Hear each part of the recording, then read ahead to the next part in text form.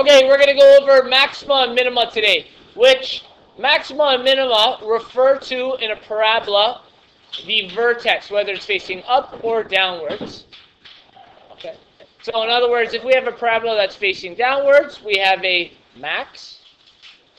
And if we have a parabola facing upwards, we have a minimum. Okay.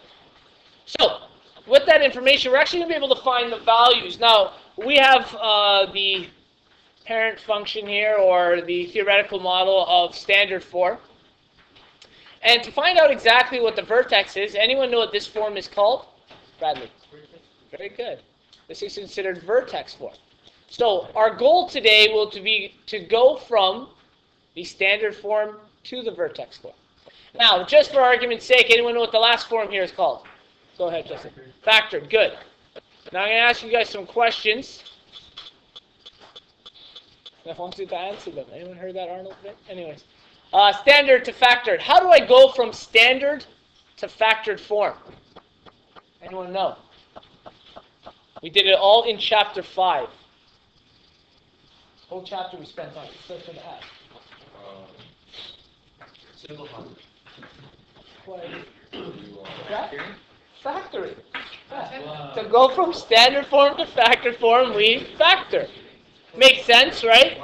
Now the reverse, to go from factor to standard, that's our expanding and simplifying. Okay, we expand. To go from vertex to standard, we expand. To go from standard to factored, we already got. There's only one thing left, but we have an answer here. Which one is it? Standard to vertex. This is called completing the square. Okay? The square. Now, this is a somewhat complex thing. The process takes quite a bit of time. So I need you guys to be focused when we go through this. Okay? So, we have our very first question here. This is in standard form. And the very first thing I want you to do when completing the square, so remember, we're going from standard to vertex, is I want you to take the very first two terms. Which one is our A value? Anyone know? 2. Very good. This 2, I want you to divide both the first terms by the A value. So since the A value is 2, we're going to divide the first two terms by the A value. In other words, it's going to become the common factor to just the first two terms. Okay?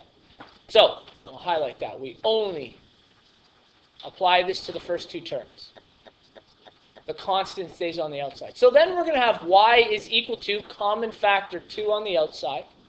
And we have x squared plus 6x. The reason we're doing this, plus 11, is because we want our x value, our x squared value, the coefficient to be a 1. Okay? So we're always going to divide by 2 to make that a 1.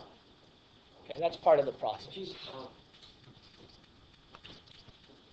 So, from there, the next thing I want you to do is remember this little small part of the formula. We call it b divided by 2 squared. And the reason we refer to it as b is because our new b term, what was our old one? 12, okay?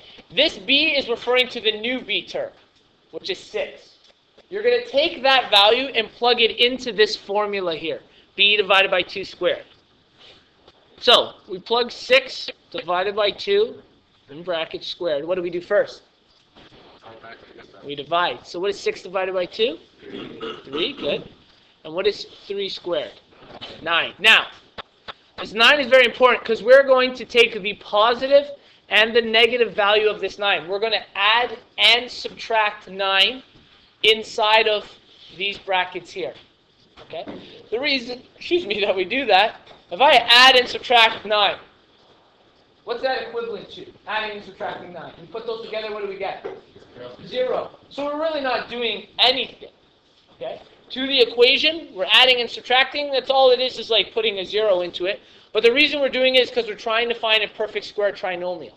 Okay? So our next step is y is equal to 2 x squared plus 6x. And then we're going to add and subtract 9 inside those brackets.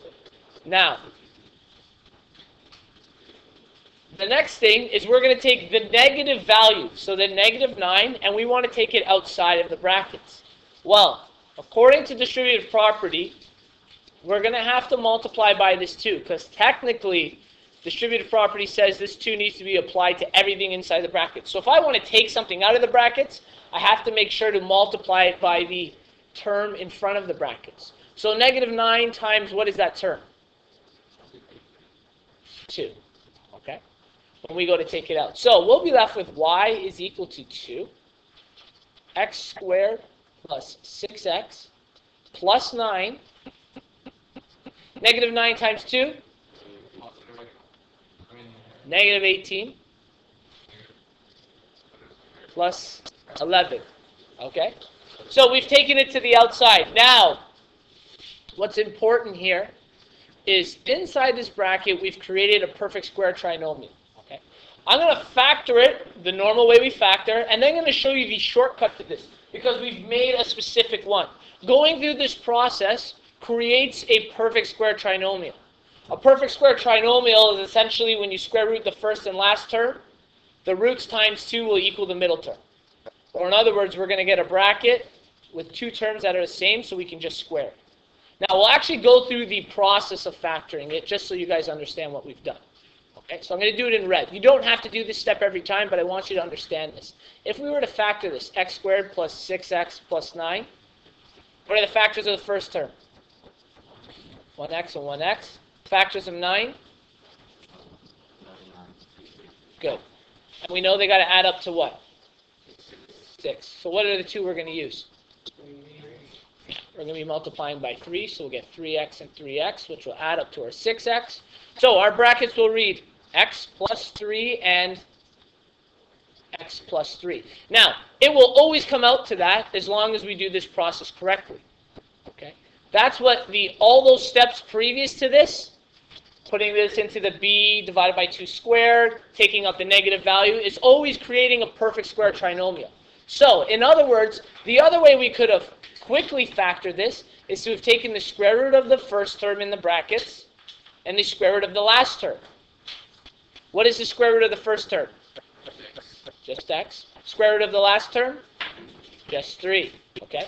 And what we do from there, y equals, we're bringing the 2 over. Now we know it only needs to be one bracket, so the x becomes the first term in the bracket. The 3 becomes the second term. Okay, we already figured this out. It's x plus 3. And what we do is we take the operation in front of the middle term. So what's this operation happen to be? Plus. So we put a plus. If it was a negative, we'd put a negative. Good. So that becomes squared. And we still have negative 18 plus 11. What's negative 18 plus 11? Negative 7. So if you guys take a look now, I'll write it all in black so that you guys can see the similarity. This is in vertex form. Okay.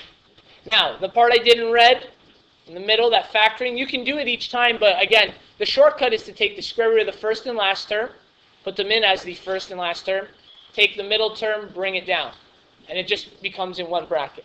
We know x plus 3 and x plus 3 can be represented as x plus 3 squared. I just want to show you that that factoring worked. Okay. So, that is considered completing the square. There are a lot of steps to this process, so I want you guys to look very carefully at it.